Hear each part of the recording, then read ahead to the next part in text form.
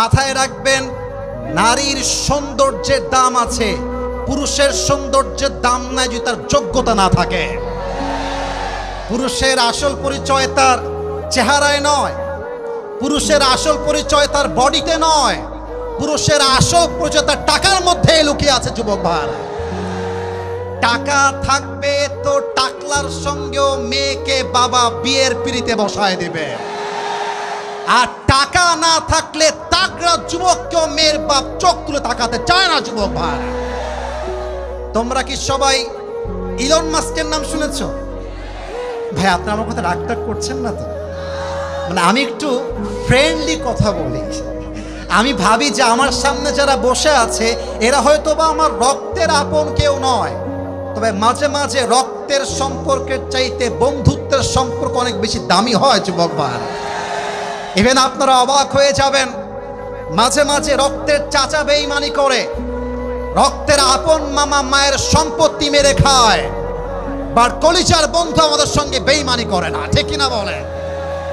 তো বন্ধু হিসেবেই বলছি, আমাকে একটু উত্তর করবেন, আমার কথা মাইন্ডে নেবেন না। আপনারা সবাই ইলন মাস্ক নাম শুনেছেন না? গত মেবি এক সপ্তাহ আগে তার জাস্ট একটা টিপস বা একটা পরামর্শ, আমি তাকে আইডল মনে করি না। জেফ বেজোস আমাদের আইডল নয়, ইলন মাস্ক আমাদের আইডল নয়, শাহরুখ খান আমাদের আইডল নয়, আমির খান, সালমান খান কেউ আমাদের আইডল নয়। আমাদের আইডল মুহাম্মদুর রাসূলুল্লাহ সাল্লাল্লাহু আলাইহি ওয়াসাল্লাম। জেফ বেজোস, যিনি অ্যামাজনের ফাউন্ডার, প্রতিষ্ঠাতা, তিনি একটা মারাত্মক কথা বলেছেন, যেই কথা যুবকদেরকে শেয়ার করতে চাই যাতে করে তোমরা ইন ফিউচার ভালো কিছু করতে পারো। জেফ বেজোস বললেন, মাথার যে স্ট্রেস কিংবা টেনশন, এটা কঠোর পরিশ্রম করলে আসে না, বরং যেই কাজ তুমি করতে পারো ওই কাজ রাইট টাইমে করতে না পারলেই তুমি টেনশন ভোগ করবা। দেখেন তো, আজকে আপনার বয়স 30 হয়ে গিয়েছে, আপনি ভাবছেন ইস যদি আমি আমার ব্যবসা 20 বছর থেকে শুরু করতাম। কথা ভুল বললাম না ঠিক বললাম? বলেন বলেন বলেন।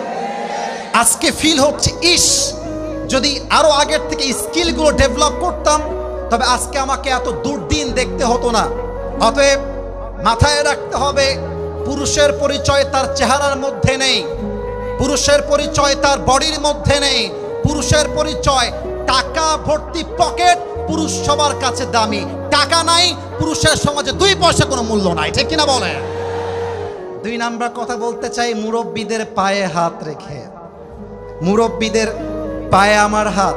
আব্বাজান, আপনি একা নামাজ পড়লেই আপনি জান্নাতে যাবেন না।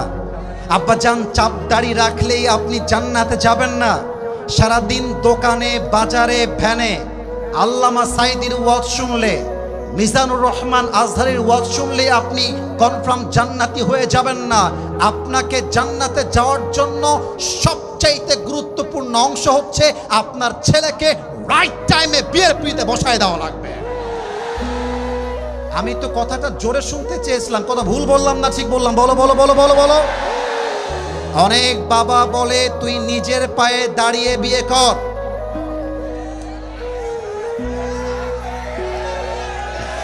আব্বাজান, নিজের পায়ে দাঁড়াইতে দাঁড়াইতে যুবকের যৌবন যে নষ্ট হচ্ছে, এর প্রত্যেকটা দায়ভার কিয়ামতে আপনাকে বহন করতে হবে। আর একটা কথা বলতে চাই, রাস্তাঘাটে চলতেছো, মেয়ে পছন্দ হয়ে গিয়েছে, বিয়ের জন্য সোজা গিয়ে বিয়ের প্রস্তাব দিয়ে দাও, কোনো ভয়ের কারণ নাই। এখন বলবেন হুজুর আপনি কি এই মাহফিলে শুধু বিয়ের ওয়াজ করতে আসছেন? No no no no no, the time is coming, আমি তাফসীর করব। Let me give you an example. একটা উদাহরণ দিচ্ছি। রাস্তায় মেয়ে দেখেছো, হারাম প্রেমের জন্য নয়, হালাল বিয়ের জন্য প্রস্তাব দিবা। অপশন 2টা, হয় মেয়েটা অ্যাকসেপ্ট করবে, যদি অ্যাকসেপ্ট করে তাহলে তো মাশাআল্লাহ শাদি মুবারক, আর যদি অ্যাকসেপ্ট না করে কষ্ট পাওয়ার কোনো কারণ নাই, সে তোমাকে ছাকা দিয়ে একটা বিয়ে করবে। তুমি বেটা মরদ মানুষ, বেটা মানুষ, ও বিয়ে করবে একটা, তুমি 4টা বিয়ে করে দেখায় দেবা। পুরুষ মানুষের ছাকা খাওয়ার কোনো ওয়ে নাই।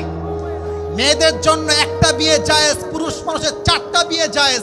ছাকা খাইলে মেয়েরা খাবে, আমাদের কোনো ওয়ে নাই। যুবক ভাইরা, অনেক যুবক ফোন দিয়ে বলে, হুজুর আমি আত্মহত্যা করব, অমুক মেয়ে আমাকে ছেড়ে দিয়ে চলে গেছে, স্বামীর ঘরে সংসার করছে, একটা বাচ্চা হয়ে গিয়েছে। আরে বেটা, ও একটা বিয়ে করে একটা বাচ্চা পয়দা করছে, তুমি চারটা বিয়ে করবা, চারটা বইয়ের চারটা বাচ্চা পয়দা করবা, ঠিক কিনা বলে? আমি বলছি না চারটা বিয়ে করতে হবে, আমার কথা একটাই, চরিত্রহীন মেয়ের জন্য আমার ক্যারিয়ার নষ্ট হবে না। আমাকে আমার বাবার মুখ উজ্জ্বল করতে হবে, আমাকে আমার মায়ের মুখ উজ্জ্বল করতে হবে। আমার বউ তো সে হবে না যে টিকটক করে বেড়ায়, আমার বউ তো সে হবে যে উলঙ্গ হয়ে রাস্তাঘাটে নেচে বেড়ায়। আমার বউ হবে সেই বউ যে ফাতেমার চরিত্রবান হবে, ঠিক কিনা বলে? 3 নাম্বার মেসেজটা দিয়ে আমি আমার তাফসীর পেশ করতে চাই। বলেন তো সবাই, আজকে কয় তারিখ? মাশাআল্লাহ মাশাআল্লাহ। আপনারা খেয়াল করেছেন কিনা এটা আমি জানি না, তবে 5 আগস্টের পূর্বে আমি নিজের চোখে দেখেছি, এখানে আমার মুরব্বীরা হয়তো বা এই বিষয়ে আমার সঙ্গে একমত পোষণ করবেন, তাফসীর মাহফিল করতে গেলেই পুলিশের পারমিশন নেওয়া লাগতো। আচ্ছা, আমি কি ভুল বললাম না ঠিক বললাম? বলেন আপনারা সবাই। ডিসির দরবারে যাও, মেয়রের দরবারে যাও, আবার লিস্ট দেওয়া হতো অমুক অমুক কথা বলা যাবে না। আজকে এই দেখেন, যুবক ভাইরা, মুরব্বীরা, মিডিয়ার ভাইরা, এই কথাটা আপনারা, অনেক মিডিয়ার ভাইরা আসছে তাই না? আজকে অনেকে আসছেন, সবাইকে বলবো আপনারা এই বগুড়ার মাটির এই কথাটা কাট দিয়ে পুরো বাংলাদেশ দেখাবেন। আমি আবরারুল হক আসিফ আজ 1 সেপ্টেম্বর বগুড়ার শিবগঞ্জের ইউনাইটেড কলেজ ডিগ্রি কলেজের মাঠে ওয়াজ করছি। আমার ওয়াজে, আমার তাফসীরে কারো যদি দ্বিমত থাকে, কারো যদি বাধা দেওয়ার শক্তি থাকে, আসেন আমার মাইকটা আপনাকে ছেড়ে দিলাম, আপনি কেড়ে দেখান। আপনি যদি কাটতে আসেন, খোদার কসম করে বলছি আপনার 14 গোষ্ঠীর বংশ হয়ে যাবে বগুড়ার। আমি বাংলার মানুষের জন্য একটা মেসেজ দিয়ে আমার তাফসীরে ফিরতে চাই। এবার যে বাংলাদেশে ইসলামের রাজ কায়েম করার সুযোগ এসেছে, আগামী 12 বছরে আসবে কিনা সন্দেহ রয়েছে। আমরা একটা কথা বলতে চাই, আগামী বাংলাদেশে আমরা কোনো নারীকে প্রধানমন্ত্রী হিসেবে দেখতে চাই না। আর একটু জোরে বলেন, আর একটু জোরে বলেন সবাই। 2 নাম্বার দাবির কথা বলে শেষ করতে চাই। আগামীর বাংলাদেশ, এমন এক প্রধানমন্ত্রী আমাদের বাংলাদেশে হবে, যেই প্রধানমন্ত্রী পার্লামেন্টে দাঁড়িয়ে বাংলার পক্ষে যেমন কথা বলবে, সেই প্রধানমন্ত্রীর যোগ্যতা এতটা হাই হবে, সেই প্রধানমন্ত্রী চাইলে জাতীয় মসজিদ বাইতুল মুকাররমে দাঁড়িয়ে জুমার খুতবা দেওয়ার যোগ্যতাও রাখবে বগুড়ার ভাইরা। জাতীয় মসজিদ বাইতুল মুকাররমের জুমার খতিব যদি হয় দেশের প্রেসিডেন্ট, সেই দেশে কি আর সুদ থাকবে? এত আস্তে কোন কেন? সুদ থাকবে, ঘুষ থাকবে। আমরা বিএনপি বুঝি না, জামাত ইসলাম বুঝি না, জাতীয় পার্টি বুঝি না, চরমনায় বুঝি না, হেফাজত বুঝি না। আমরা চাই ঐক্যতা।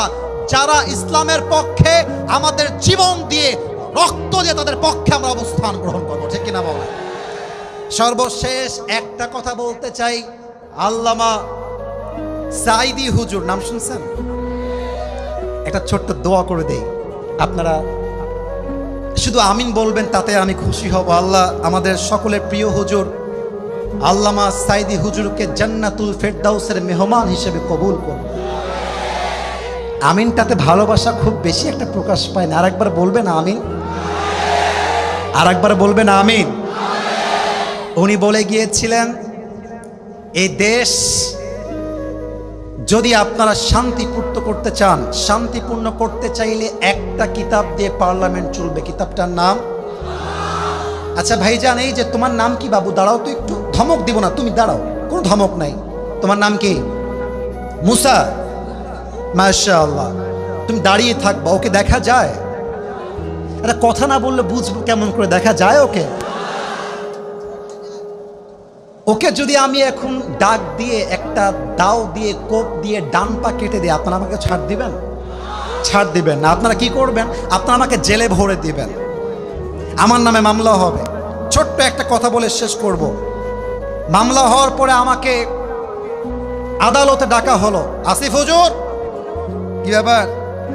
অস্ত ভালোই করেন, কিন্তু আপনি কেমনে ঠ্যাংটা কাটলেন রে ভাই? তা আমি বললাম আমার রাগ উঠে গেছিল, ঠ্যাং কেটে ফেলেছি। তো বাংলাদেশের যেই সুপ্রিম কোর্ট কিংবা আইনের যেই নিয়ম আছে, সেই নিয়মে আমার শাস্তি হলো 10 লক্ষ টাকা আর 1 বছরের জেল। বগুড়া ভাইদের বুদ্ধি চেক করতে চাই, বুদ্ধি আসলে আপনাদের কত বেশি, দেখা যাক আপনারা উত্তর করতে পারেন কিনা। আচ্ছা, আলু যে 5 কেজি নিয়েছেন, আলু যে 5 কেজি আছে, মরিচ যে 5 কেজি আছে, এটা বোঝার জন্য কি লাগে? রাইট আনসার, কি পাল্লা। এখন আমার বিচারটা সঠিক মাপে হলো কিনা এটা বোঝার জন্য একটা কাজ করেন, দাড়িপাল্লা নিয়ে আসেন, ওর ডান পা যে কাটছি দাড়িপাল্লার ডান দিকে দেন, 10 লাখ টাকা জরিমানা, 1 বছরের জেল বাম পাল্লায় দেন। টান মারেন তো উত্তর জোরে করবেন। একদিকে 10 লাখ টাকা 1 বছরের জেল, আর একদিকে ওর পা টাকা। যতই আপনি এই কাটা পা আর 10 লাখ টাকা দিয়ে টান মারেন, সমান সমান হবে? আচ্ছা 20 লাখ টাকা দেন, সমান সমান হবে? কোরআন কি বলছে দেখেন। কোরআন বলছে চোখের বদলে চোখ, হাতের বদলে হাত, নাকের বদলে নাক, চোখের বদলে চোখ, পায়ের বদলে পা, জানের বদলে জান। ঠিক কিনা বলে? এবার ওর ডান পা আমি কেটে দিয়েছি, আপনি আইন করে আমার ডান পা কেটে দেন। দাড়িপাল্লার ডান দিকে ওর ডান পা দেন, দাড়িপাল্লার বাম দিকে আমার ডান পা দেন। এবার টান দেন, দেখবেন দুইটা সমান সমান হয়ে গিয়েছে। ওয়ামান হাকামা বিহি আদালা। আর আল্লাহর জমিনে ইনসাফ কায়েম করতে চাইলে পাশ্চাত্যের আইন দিয়ে চলবে না। আল্লাহর জমিনে ইনসাফ কায়েম করতে হলে আল্লাহর কোরআন দিয়ে রাজ কায়েম করতে হবে। ঠিক কিনা বলে?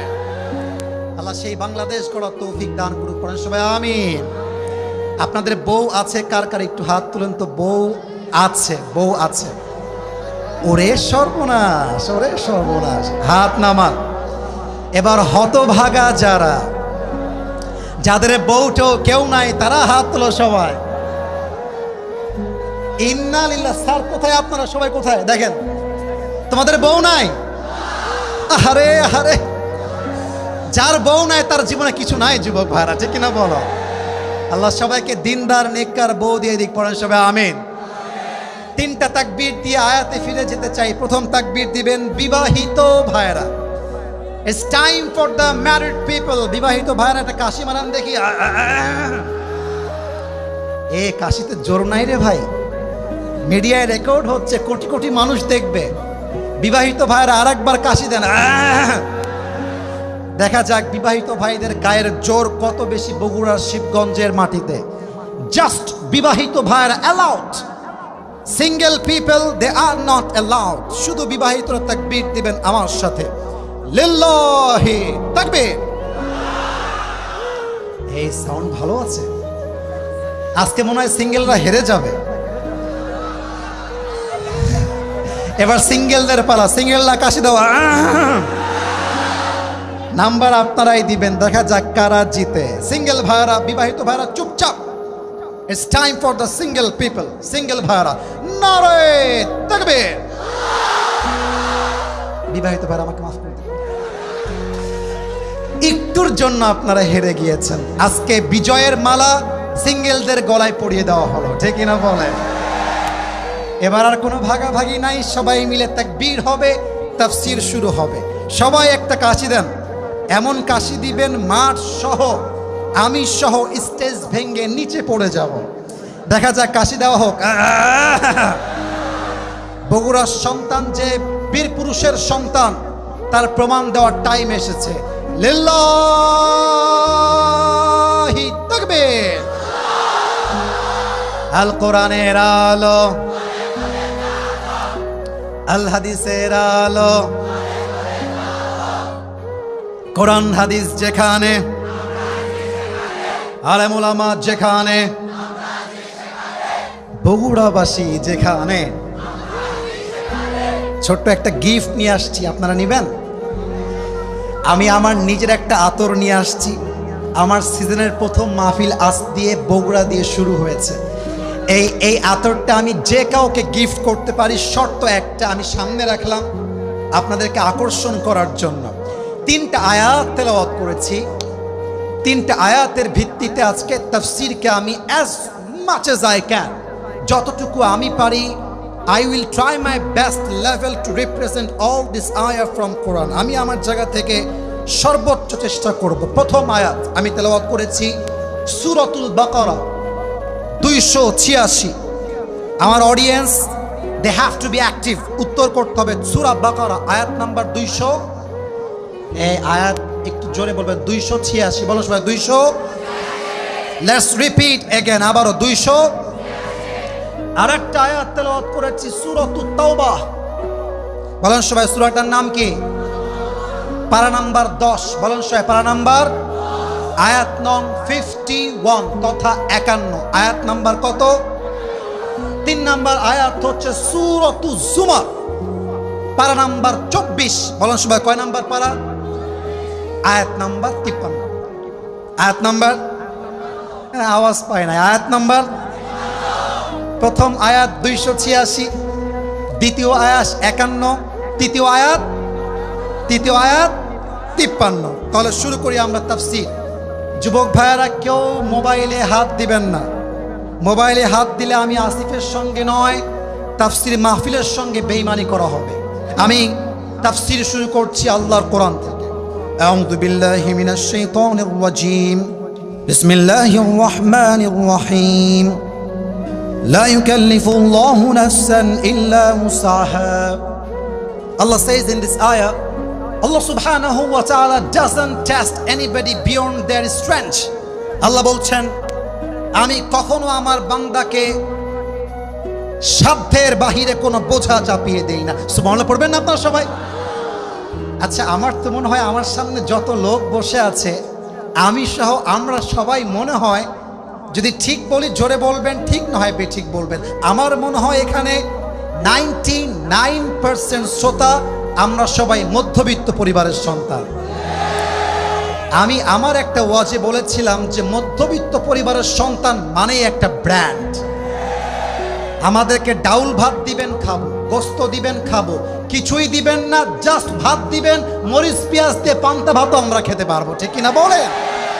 পৃথিবীর যত ইতিহাস হয়েছে, বড়লোকের ব্রয়লার মুরগিরা বেশি ইতিহাস করতে পারে নাই, বেশিরভাগ ইতিহাস করেছে মধ্যবিত্ত পরিবারের সন্তানেরা, ঠিক কিনা? আল্লাহ বলছেন, বান্দা শোনো শোনো, তোমার জীবনে যতই কষ্ট আসুক না কেন, যতই দুঃখ আসুক না কেন, প্রত্যেকটা দুঃখ কষ্ট সহ্য করার ক্ষমতা তোমাকে দিয়েছে একজন। আওয়াজ দিয়ে বলেন সবাই, তিনি কে? 2 নাম্বার আয়াত ছিল সূরাতুত তাওবার 51। এই তো মাশাআল্লাহ, সূরা তাওবার কত নাম্বার আয়াত? আল্লাহ বলছেন, কুল লা ইউসিবানা ইল্লা মা কাতাবাল্লাহু লানা। আমি আবার তেলাওয়াত করছি, আল্লাহ বলছেন, কুল লা ইউসিবানা ইল্লা মা কাতাবাল্লাহু লানা। বান্দা, তোর ভাগ্যে যা লেখা আছে তা আসবে, তোর ভাগ্যে যা লেখা নাই তা আসবে না। পুরো দুনিয়া তোর ক্ষতি করতে চায়, আল্লাহ তোর পক্ষে আছে, কেউ তোর একটা চুল পায় করার ক্ষমতা রাখবে না, ঠিক কিনা বলেন? রাসূলের সবচাইতে কাছের বন্ধু একজন সাহাবী, যার মেয়েকে রাসূল বিয়ে করেছেন মাত্র 6 বছর বয়সে। বলেন তো ওই সাহাবীর নামটা কি ছিল? আবু বকর রাদিয়াল্লাহু তাআলা আনহু। যতটুকু আমার হাদিস মনে পড়ে, আলেম ওলামা আছেন, আমার ভুল হলে আপনারা আমাকে ধরাই দিবেন। মুহররম মাস শেষ হয়ে গিয়েছে, এই মা বোনরা আসছেন, কোন দিকে আসছেন? এদিকে না বাম দিকে? কোন জায়গা আছে করা? আলাদা প্যান্ডেল করা আছে? আচ্ছা আচ্ছা, আমার মা বোনরা আপনারা একটা কথা মাথায় রাখবেন, এটা মা বোনদের জন্য বলতেছি। এই আয়াতে আমি মা বোনদের জন্য একটা মেসেজ বলবো, জাস্ট এই একটা হাদিস বলে। এখানে অনেক স্বামী বসে আছেন, অনেক মুরব্বী বসে আছেন, বেশিরভাগ মেয়ের চরিত্র নষ্ট হওয়ার পেছনে তার মায়েরা বেশি দায়ী। যুবক ভাই, একজন মেয়ে যদি চরিত্রবান হয় তার 90% দায়ভার মাকে বহন করতে হবে, ঠিক কিনা বলে? আজকালকার বেশিরভাগ সংসার ভেঙে যায় মায়ের কুটনামির জন্য, শাশুড়ি কুটনামির জন্য। আজকালকার মেয়েরা, মুরব্বীদেরকে আমি হাত জোর করে বলছি, আব্বা জান আমি তাফসিরের বাহিরে এই কথা বলতে বাধ্য হচ্ছি, আপনারা আমার কথাকে খারাপ দিকে নেবেন না। আজকালকার মেয়েরা 13 বছর বয়সে, 14 বছর বয়সে, 15 বছর বয়সেই সতীত্ব হারিয়ে ফেলে, ইজ্জত হারিয়ে ফেলে, বগুড়ার মমইনি গিয়ে প্রেম করে বেড়ায়। এর একমাত্র সাহস পেয়েছে তার মায়ের থেকে। যুবক ভাইরা, একটা মা যদি বলে আমার মেয়ের স্কুল হবে আমার সাথে, আমার মেয়ের কলেজ হবে আমার সাথে, আমার মেয়ে কোচিং করতে যাবে আমার সাথে, আমার বিশ্বাস বাংলাদেশে 95% মেয়ের ইজ্জত রক্ষা হয়ে যাবে। আমি অবাক হয়ে যাই সেই মাদেরকে দেখলে, যেই মায়েরা যুবকের কাছে সামান্য কয়েকটা টাকা দেখলে, একটু সরকারি চাকরি দেখলে মেয়েকে বলে যে মা এই তো সুযোগ, যা ওর ঘাড়ে ঝুলে পড়। আমি সেই মাকে বলতে চাই, আপনার জন্য যেই যুবক অপবিত্র বউ পাবে, আপনার জন্য যেই যুবক তার বউকে তালাক দিবে, এই প্রজন্ম আপনি নষ্ট করেছেন, এই সংসার নষ্ট করেছেন, মেয়ের ইজ্জত আপনি নষ্ট করেছেন। যত মেয়ে আজকে জেদি হয়েছে, এই জেদি মেয়েদেরকে আব্বা আম্মা আদর্শ শিক্ষা দিতে পারে নাই। যেই মেয়েগুলো আজকে বগুড়া শহরে জিন্সের প্যান্ট আর টি শার্ট পরে ঘুরে বেড়ায়, আপনি বাবা যতই 5 ওয়াক্ত নামাজি হন, যতই আপনি সামনের কাতারের মুসল্লি হন, আপনার মেয়ের জন্য যুবকদের চরিত্র নষ্ট হবে আর আপনি চেলাইয়া বেহেশতে যাবেন, এটা কোশ্চিন কালেও সম্ভব হতে পারে না। আবু বকর রাদিয়াল্লাহু তাআলা আনহু ছিলেন একজন আদর্শ বাবা। তিনি তার মেয়েকে এমন ভাবে মানুষ করে গেছেন, আল্লাহর রাসূল বলে গিয়েছেন আমার জান্নাতের সঙ্গিনী হবে আয়েশা। সুবহানাল্লাহ পড়বেন না আপনারা? মুহররম মাস শেষ, সফর মাসের 26 তারিখ। আচ্ছা, আপনাদের কলেজটা কোন দিকে? এটাই। এবার আমার দিকে কলেজে গেট আছে না? কথা কোন আছে না? দেখবেন কলেজের গেটে যখন কেউ প্রবেশ করে, ঠক ঠক করে, ক্লাস চলতেছে, in the meantime someone is knocking the door, কেউ দরজায় আঘাত করলো, আওয়াজ কানে বাজে কি বাজে না? বাজে না? আর একটু জোরে বাজে না? আচ্ছা, খুলতে দেখা যাচ্ছে আমাদের 30 সেকেন্ড লাগে, 1 মিনিট লাগে, কখনো 1.5 মিনিটও লেগে যায় কাজের জন্য। অবাক হবেন আপনারা, আল্লাহ রসুল এসে জাস্ট একটা ঠক ঠক করেছেন, সঙ্গে সঙ্গে আবু বকর বলছেন লাব্বাইক ইয়া রাসূলুল্লাহ, সুবহানাল্লাহ পড়ে গেট খুলে দিয়েছে। আর আবু বকর লেট হয়নি, কারণ কি? বলছে হে রাসূল, আপনি আমাকে বলেছেন,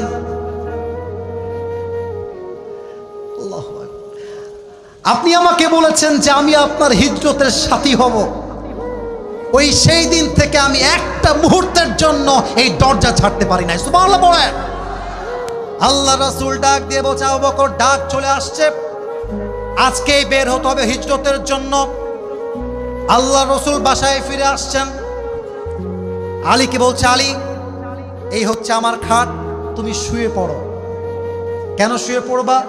যেন কাফেররা বাহির থেকে এটা ভাবতে পারে যে মুহাম্মদ সাল্লাল্লাহু আলাইহি ওয়াসাল্লাম খাটে শুয়ে আছে, এই ফাঁক দিয়ে আমি বের হয়ে যাব।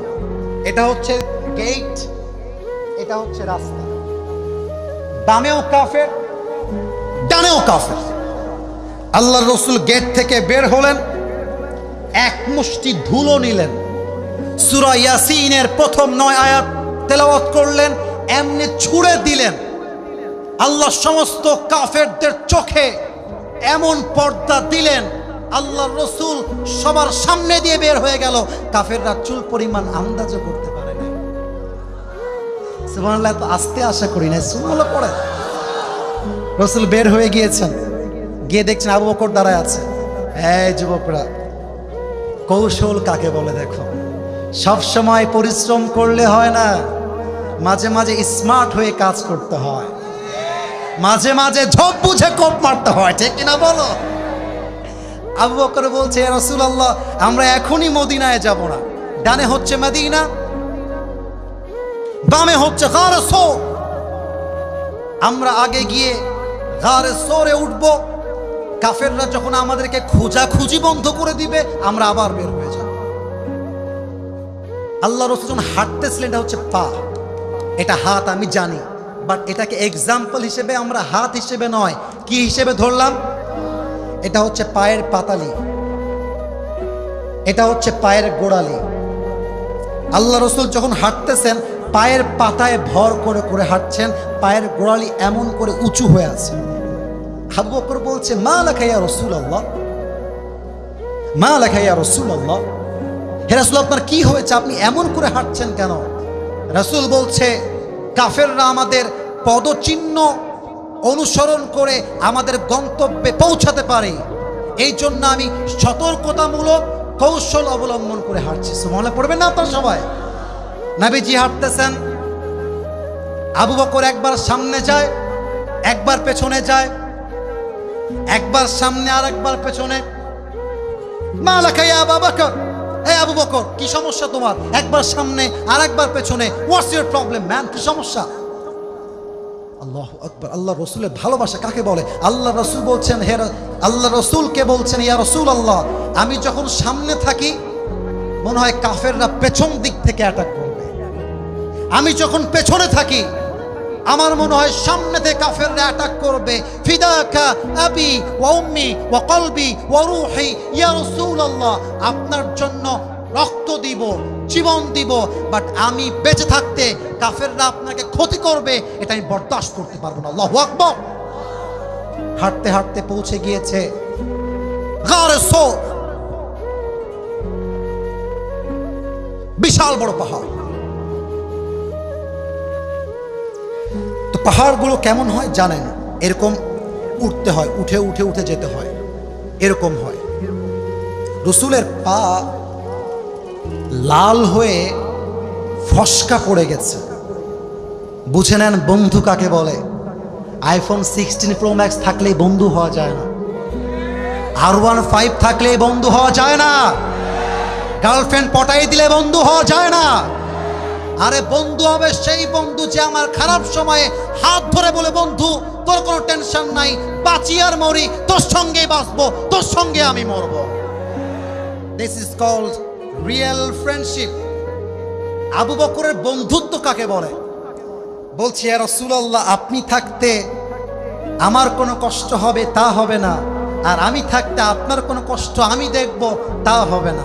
আপনি আসেন, এই পুরো পাহাড় আমি আপনাকে আমার কোলে করে পৌঁছায় দিব। মনে করবেন না তো? আমার দিকে সবাই, এই কোল মানে ঘাড়ে না,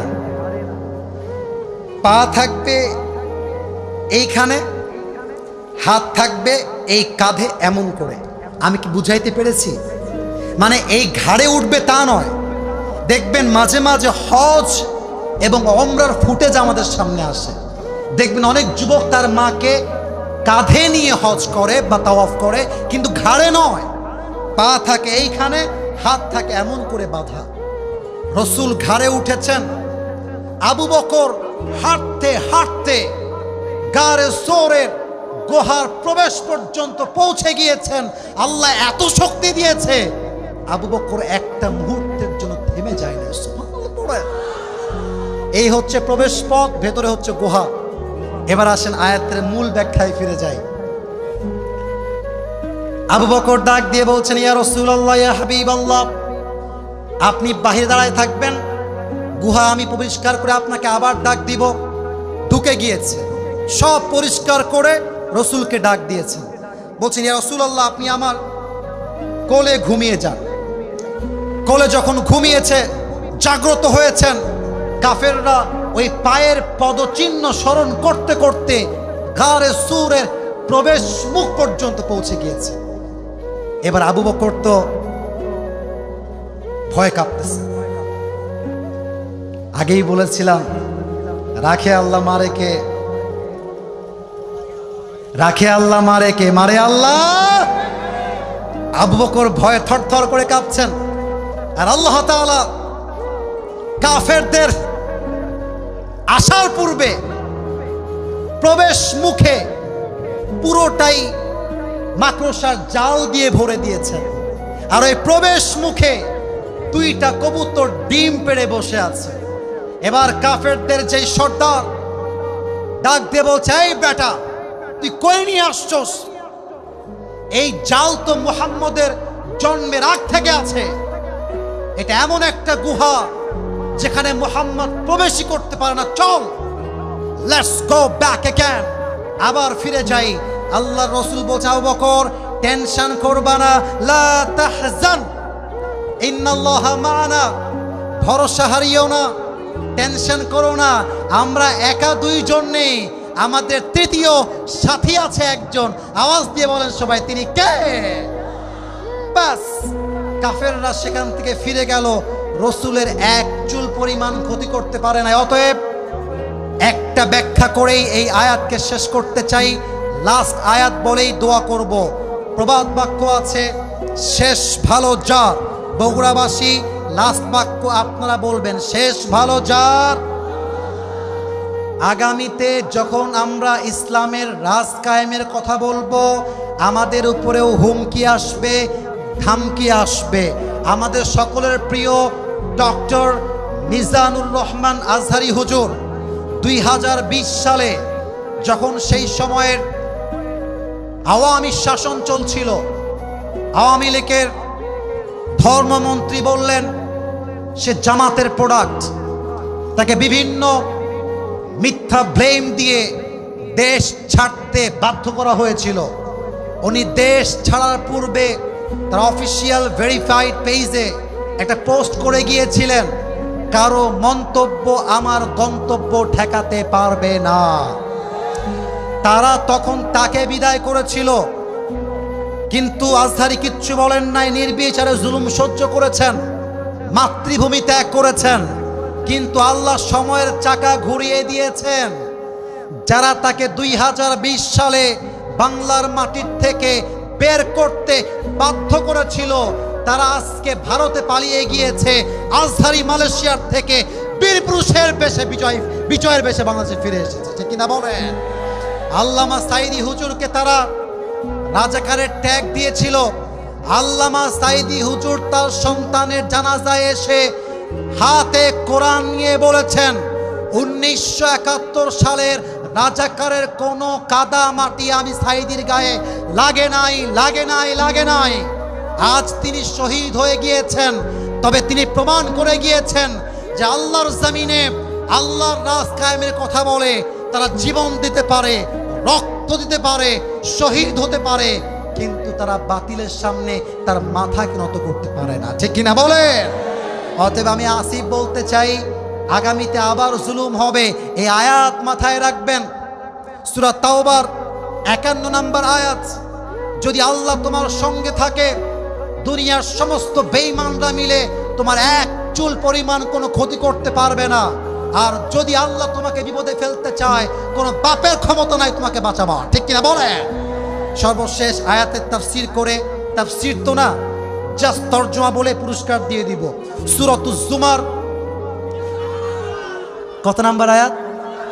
মাশাআল্লাহ, আমি জাস্ট ট্রান্সলেট করব, তরজমা। আউযু বিল্লাহি মিনাশ শাইতানির রাজীম। قل يا عبادي الذين أسرفوا على أنفسهم لا تقنطوا من رحمة الله إن الله يغفر الذنوب جميعا إنه هو الغفور الرحيم.